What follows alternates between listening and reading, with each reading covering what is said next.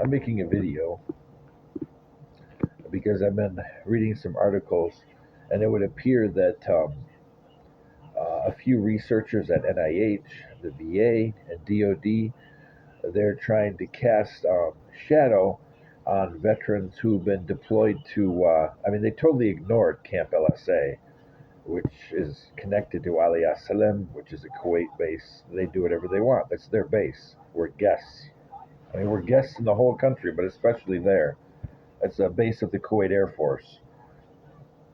But they're dismissing, or not dismissing, minimizing any kind of medical issues that veterans who may have been at Arifjan or who have been to Beering.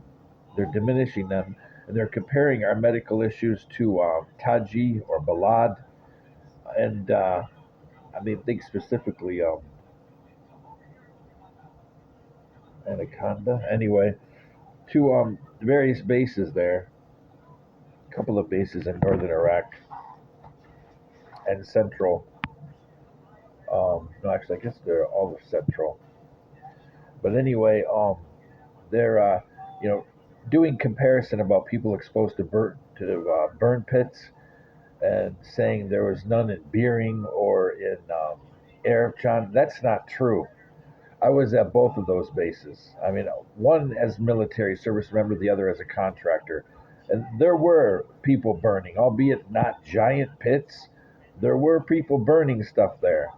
Arifjan, they used to burn in the far, I think that's the northwest of the base, or maybe northeast, where there's a defect there. And then there's a lot of production areas. There's a mosque on that side.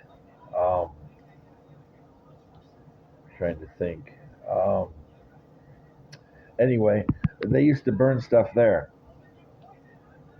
Then you can't forget that about maybe I think 2 or 3 miles away is Odari Range, where they do explosions of ordnance disposal site. This is like 2 or 3 miles away. You can see the smoke when they destroy ordnance, and anything that's IEDs that are found. That's where they're taken. But that being said, this research is suspect because the biggest confounding variable that you could really dispute the findings that they're doing. I know what they're trying to do. They're trying to diminish and go after the PACT Act. They're trying to diminish veterans who are sick. They're trying to dismiss us. The minute that President Biden signed that, the more conservative, more anti-veteran fraudulent patriots went to attack, the extra medical care that we were given, the compensation we were given. They automatically went against it. I used to be a rather moderate to conservative Republican. The direction the party has went absolutely disgusts me. They are anti-patriot, they are anti-veteran, but they spread a lot of rhetoric like they are, and it's a lie. It is a lie. When the VA contracts with labs that actually sue the FDA, saying that the FDA doesn't have any right to regulate or investigate their tests, and specifically tests regarding veterans who have autoimmune issues, and veterans who have different kinds of lymphatic problems. All of these fall under, guess what? The PACT Act. The minute that was signed, or the minute it was proposed, I should say, to be signed, it took about 2 years for all of it to get formulated.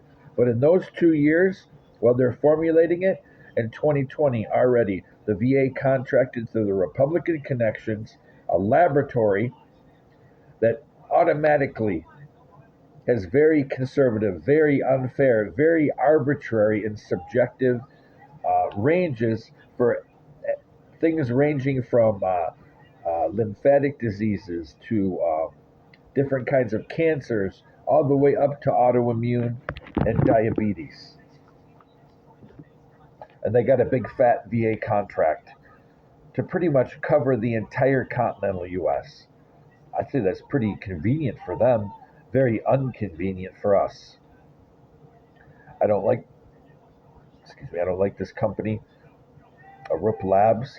Um, they spend more time trying to explain how they have the right to do what they want with their tests and their transmittals to the VA, the reports, than they do actually explaining and discussing the findings of the report. It's disgusting. They include this in our blue button reports. And I kid you not, they spend half of their transmittal discussing how they have their own lab, their own power. They have the right to regulate their tests. The FDA does not. It's like their little disclaimer that they claim no allegiance to American veterans. That's what we'll say. But so they got this fat contract in 2020 because evidently they knew what was rolling with the PACT Act, and it took time, and it was finally signed in 2022. Now, that being said, these parties involved, in a couple of different research projects that, they're trying to diminish autoimmune. If you're on Eric John, oh, it's not connected to your service. No, we didn't find data that when we compared it to Balad or Takrit, we didn't find significant, um, you know, significant parallels. It was worse there. They had burn pits, but what they're forgetting is everywhere was ablaze in 1991. Everywhere. It took, for some of the wells to get capped, it took from February until November. And if you look into Kuwait and you look in different medical research and such, you'll find that lung cancer and respiratory issues and diabetes, among other autoimmune disorders, are through the roof because of the oil well fires. And they spanned all the way from the south in Kuwait City all the way north. And not just at Kuwait's borders, but all the way up into southern Iraq, into the oil fields there. Because the southern Iraq oil fields uh, take from some of the similar deposits that the northern Kuwait fields do.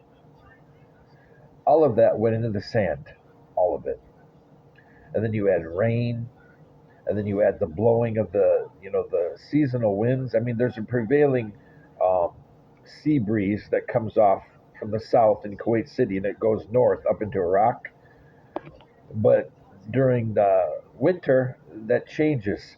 And if you have a dust storm, a low pressure that causes a dust storm, the same time, actually, it would be a dust storm could not necessarily be connected. I think that would be a high pressure.